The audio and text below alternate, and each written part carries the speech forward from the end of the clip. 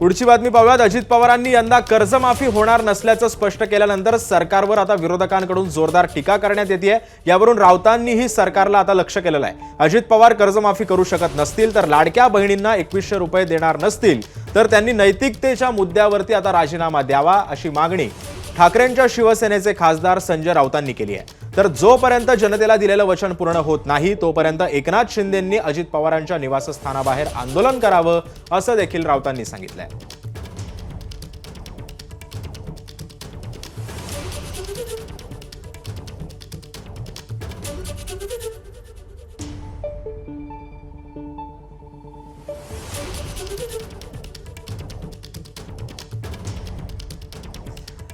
त्यामुळे अजित पवारांनी जे वचन दिलं होतं त्या वचन पूर्ण करू न शकल्यामुळे आता संजय राऊतांनी त्यांना हा टोला लगावलेला आहे।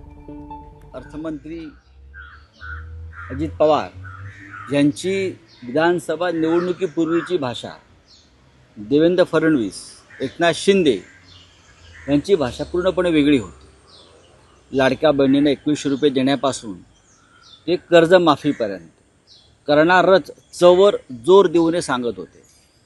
आता अजित पवारांनी हात वर केलेले आहेत।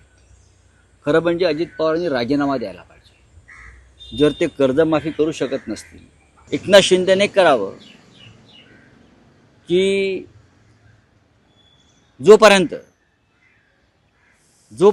तुम्ही शेतकऱ्यांना कर्जमाफी देत नाही आणि लाडक्या बहिणींना 2100 रुपये देत नाही तोपर्यंत मी देवगिरी बंगल्याबाहेर उपोषणाला बसेन।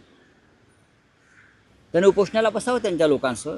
जनतेचे नेते आहेत ना, ते लाडके भाऊ आहेत। एबीपी माझा, उघडा डोळे बघा नीट।